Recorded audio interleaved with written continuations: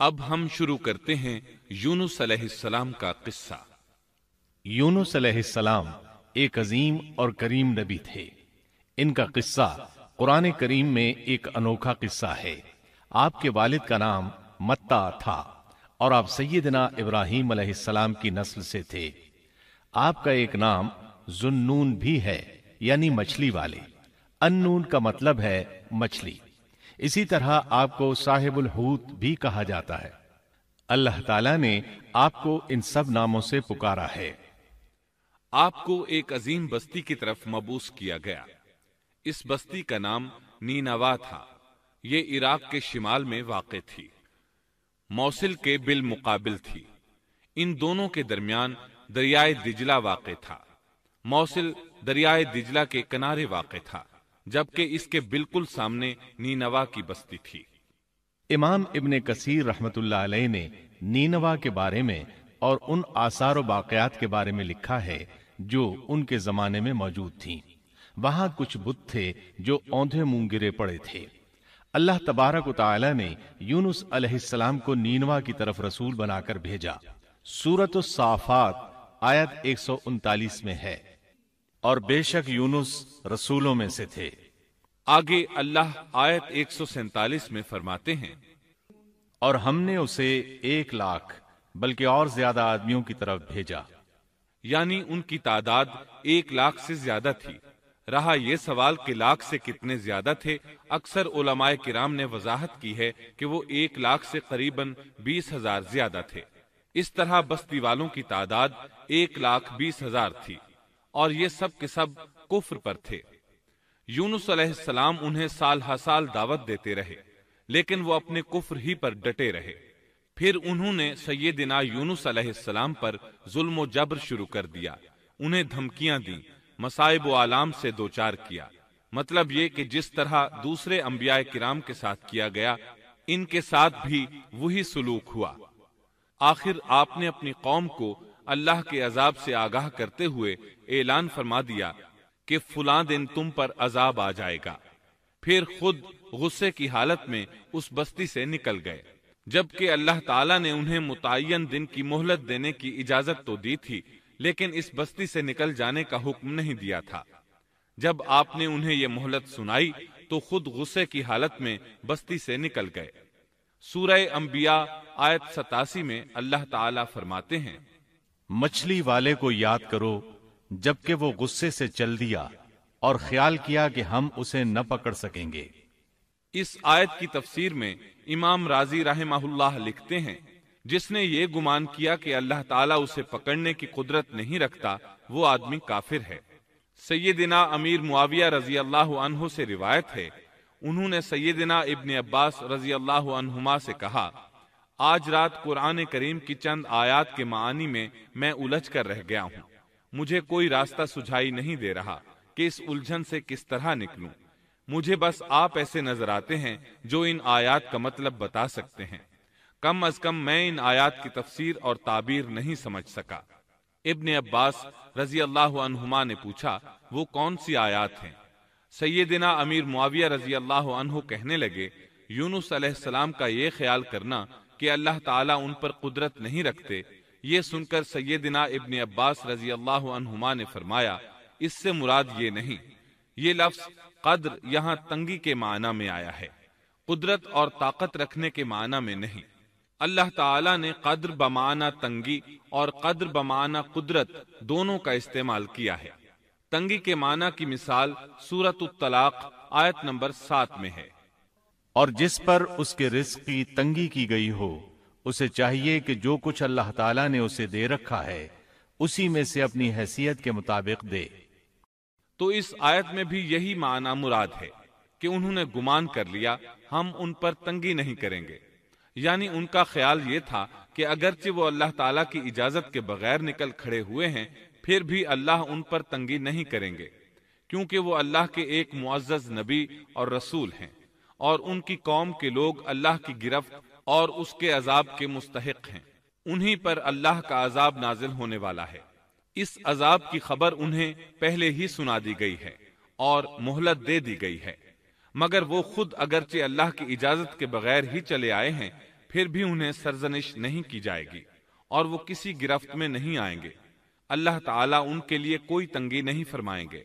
اللہ تعالیٰ سورۃ الانبیاء آیت 87 میں فرماتے ہیں، اس نے خیال کیا کہ ہم اسے پکڑ نہیں سکیں گے۔ مطلب یہ کہ ہم انہیں کوئی سزا نہیں کریں گے اور ان پر کسی طرح کی تنگی نہیں کریں گے، اور وہ سمندر کی طرف چل دیے۔ انہی دنوں میں عذاب الہی کی کچھ علامات نینوا بستی پر ظاہر ہونا شروع ہو گئیں۔ ایک بہت بڑا سیاہ بادل ان کی طرف بڑھنے لگا۔ اس بادل میں آگ کے شعلے دکھائی دینے لگے۔ ان لوگوں نے یہ بادل ان متعین دنوں میں سے پہلے ہی دن دیکھ لیا۔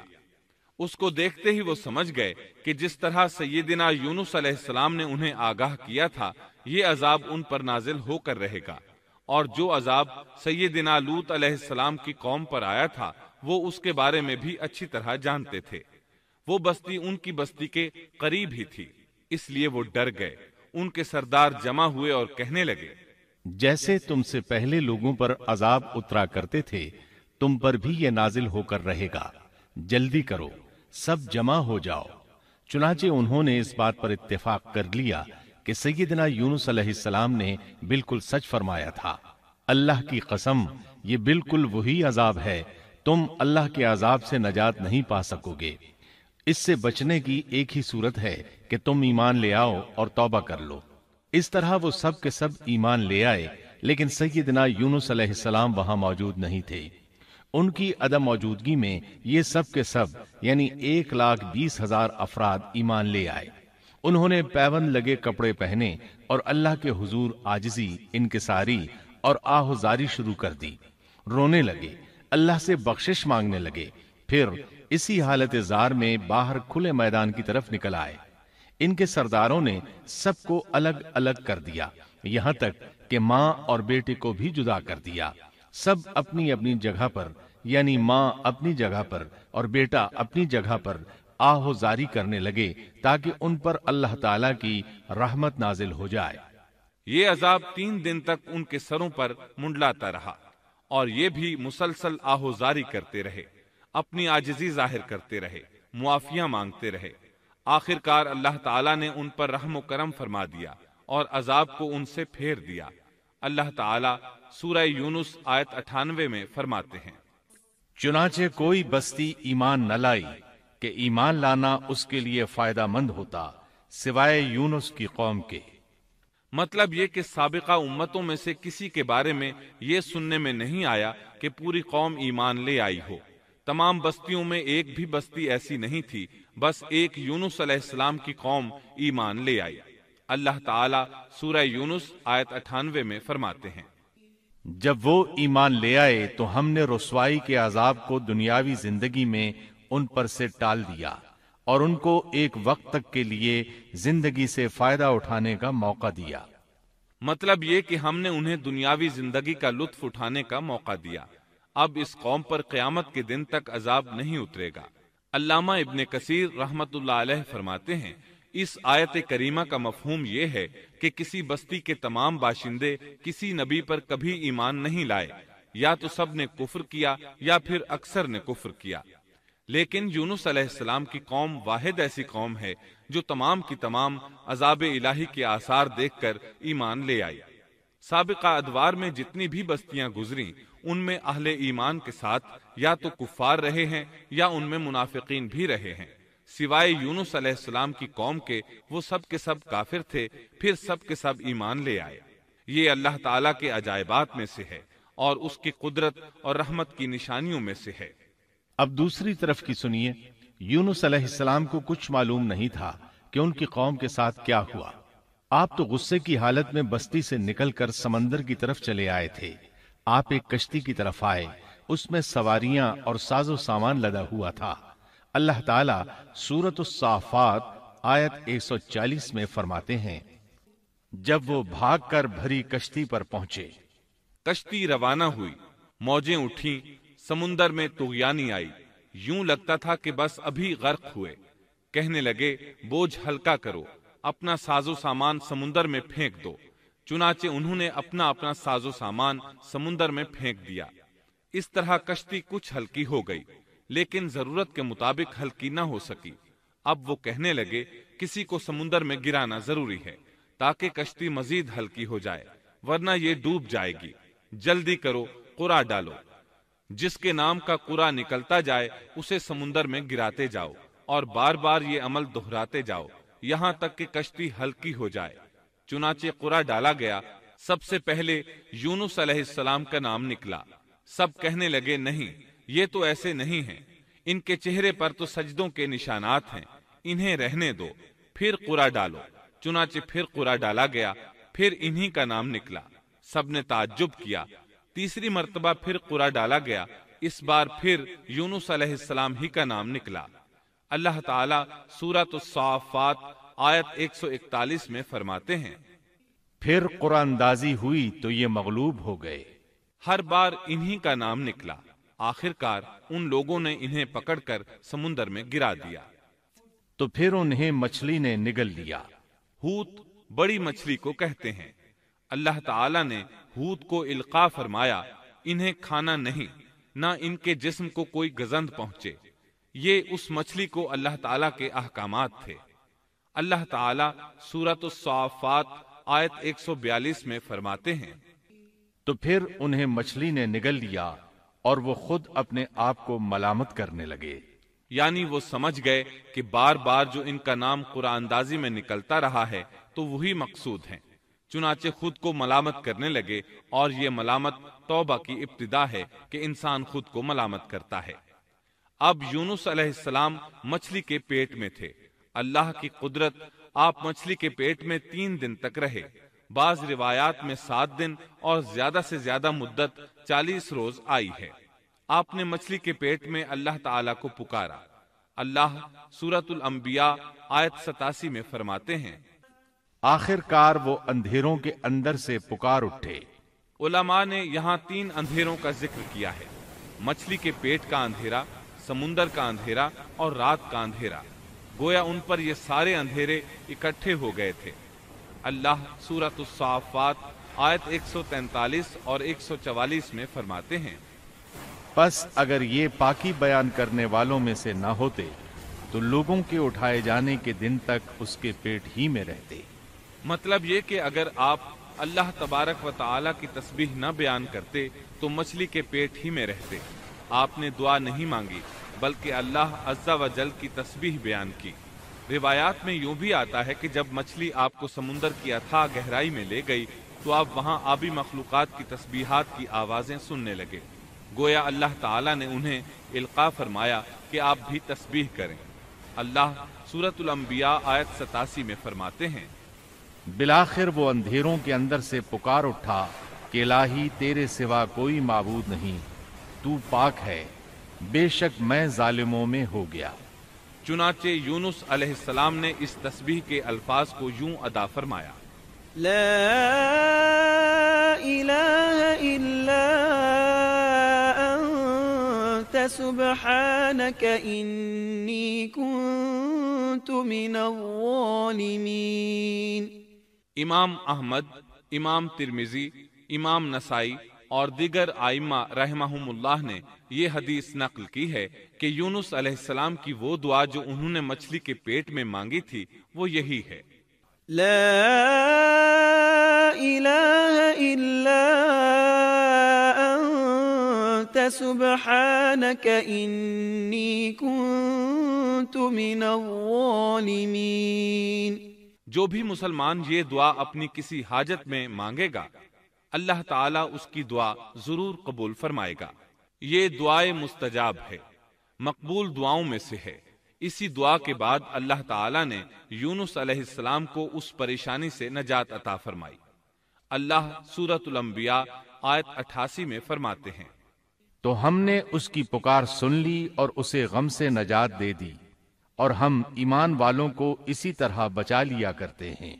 ایک صحابی نے نبی کریم صلی اللہ علیہ وسلم سے پوچھا، اے اللہ کے رسول صلی اللہ علیہ وسلم، یونس علیہ السلام نے جو دعا مچھلی کے پیٹ میں مانگی کیا وہ صرف انہی کے لیے تھی یا ان کے بعد اہل ایمان کے لیے بھی ہے؟ تو آپ نے فرمایا، یہ دعا یونس علیہ السلام کے لیے خاص تھی اور سب اہل ایمان کے لیے عام ہے۔ جو بھی اس دعا کو پڑھے گا اللہ اسے رنج و غم سے نجات دیں گے۔ ایک قول کے مطابق تقریباً 40 روز آپ کی شب و روز یہی دعا رہی۔ اس مدت کے ختم ہونے پر اللہ تعالیٰ نے آپ کی دعا کو قبولیت بخشی۔ مچھلی ساحل پر پہنچی، انہیں کنارے پر ڈالا اور واپس چلی گئی۔ اس بات کو اللہ تعالیٰ نے سورۃ الصافات آیت 145 میں یوں بیان فرمایا ہے، پس اسے ہم نے چٹیل میدان میں ڈال دیا اور وہ اس وقت بیمار تھے۔ آپ وہاں اسی طرح لیٹے رہے، پھر اللہ کی قدرت سے آپ کے قریب ایک بیلدار درخت اگا، جیسا کہ سورۃ الصافات آیت 146 میں ہے، اور اس پر سایہ کرنے والا ایک بیلدار درخت ہم نے اگا دیا۔ اس کدو کے درخت کے متعلق مورخین کا کہنا ہے کہ اللہ تعالیٰ نے اس درخت کا انتخاب اس لیے فرمایا تھا کہ اس درخت کے پتے چوڑے ہوتے ہیں، ان کے سائے میں انہیں ڈھانپ دیا گیا تاکہ ہوا سے اذیت نہ پہنچے، اس لیے کہ ان کے جسم سے جلد اتر گئی تھی۔ پھر اس درخت سے خوشکن خوشبو بھی آتی تھی، اس خوشبو نے انہیں فرحت بخشی۔ پھر کدو کی خوشبو میں ایک خصوصیت یہ تھی کہ حشرات الارض کو دور رکھتی ہے۔ اللہ تعالیٰ نے انہی خصوصیات کی وجہ سے اس بیلدار درخت کا انتخاب فرمایا تھا تاکہ آپ ہر طرح کی تکلیف سے محفوظ رہیں۔ یہ ہے اللہ کی قدرت، سبحان اللہ۔ اسی طرح مفسرین یہ بھی کہتے ہیں کہ اللہ تعالیٰ نے ان کے پاس ایک پہاڑی بکری بھیج دی، وہ آپ کے قریب آتی اور آپ کے سر کے اوپر اپنی ٹانگیں پھیلائے کھڑی ہو جاتی، اس طرح اس کے تھن آپ کے منہ میں چلے آتے اور آپ ان سے خواہش کے مطابق دودھ پیتے۔ یہ تھا آپ کا کھانا اور پینا۔ رفتہ رفتہ آپ کی حالت بہتر ہو گئی، توانا اور تندرست ہو گئے، پھر آپ اٹھنے کے قابل ہو گئے، اور یہ سب اللہ تعالیٰ کی مہربانی سے ہوا۔ جب آپ کی صحت لوٹ آئی تو اللہ تعالیٰ نے آپ کو پھر آپ کی قوم کی طرف بھیجا، جیسا کہ سورۃ الصافات آیت 148 میں ہے، اور ہم نے اسے 1,00,000 بلکہ اور زیادہ آدمیوں کی طرف بھیجا، پس وہ ایمان لے آئے اور ہم نے انہیں ایک زمانے تک عیش و عشرت دی۔ وہ سب کے سب آپ پر ایمان لے آئے تھے۔ اللہ تعالیٰ نے اس قصے کے ذریعے نبی کریم صلی اللہ علیہ وسلم کو اشارہ فرمایا ہے کہ دعوت دیتے ہوئے اکتانا نہیں۔ اللہ سورۃ القلم آیت 48 میں فرماتے ہیں، اور مچھلی والے کی طرح نہ ہو جائیے۔ ان لوگوں کو دعوت حق دیتے رہیے، دیکھیے وہ سال ہر سال دعوت دیتے رہے لیکن اکتائے نہیں، ان سے مایوس نہیں ہوئے۔ ان کی پوری بستی میں سے ایک بھی ان پر ایمان نہیں لایا تھا، لیکن جب ان سے مایوس ہو گئے تو انہیں اللہ کے عذاب سے آگاہ کر دیا اور منہ پھیر کر چل دیے تو وہ سب کے سب ایمان لے آئے۔ اللہ تعالی سورۃ القصص آیت 56 میں فرماتے ہیں، آپ جسے چاہیں ہدایت نہیں دے سکتے، بلکہ اللہ تعالیٰ ہی جسے چاہتا ہے ہدایت دیتا ہے۔ اس قصے میں بہت بڑا سبق ہے کہ کسی بھی حالت میں اللہ کی رحمت سے مایوس نہیں ہونا چاہیے اور نہ ہدایت کے معاملے میں اپنی ذات پر بھروسہ کرنا چاہیے۔ ہدایت تو بس صرف اللہ تعالیٰ ہی کی طرف سے ہے، آپ کے ذمے تو پیغام حق پہنچا دینا ہے۔ اللہ سبحانہ و تعالیٰ کے ذمے ہدایت سے نوازنا ہے۔ اللہ تعالیٰ نے انہیں پاک صاف بنا دیا، انہیں چن لیا۔ اللہ خود ہی سورۃ القلم آیت 50 میں وضاحت فرماتے ہیں، اسے اس کے رب نے پھر نوازا اور اسے نیک لوگوں میں کر دیا۔ امام مسلم نے ایک حدیث روایت کی ہے کہ نبی کریم صلی اللہ علیہ وسلم نے فرمایا، تم میں سے کوئی شخص ہرگز یہ نہ کہے کہ میں یعنی محمد یونس بن متا سے بہتر ہوں، یعنی یوں نہ کہے کہ میں سیدنا یونس علیہ السلام سے افضل ہوں، وہ اس طرح کہ وہ تو اپنی قوم کے ایمان لانے سے مایوس ہو گئے تھے اور میں مایوس نہیں ہوں۔ اس طرح بالکل نہ کہے، کیونکہ بالآخر اللہ تعالیٰ نے آپ کو چن لیا اور برگزیدہ بنا لیا اور صالحین میں داخل کر لیا۔ اس واقعے میں نبی کریم صلی اللہ علیہ وسلم کو جو ہدایت دی گئی ہے اس کا ذکر سورۃ القلم آیت 41 میں آتا ہے، پس تو اپنے رب کے حکم کا صبر سے انتظار کر اور مچھلی والے کی طرح نہ ہو جا۔ مطلب یہ کہ یونس علیہ السلام کی مانند نہ ہو جائیے جو اپنی قوم کے ایمان لانے سے مایوس ہو گئے تھے۔ یقیناً دین کی دعوت اور حق کے پرچار میں یہ بہت عظیم سبق ہے کہ داعی اللہ کو کبھی مایوس نہیں ہونا چاہیے۔ یونس علیہ السلام کا قصہ ختم ہوا۔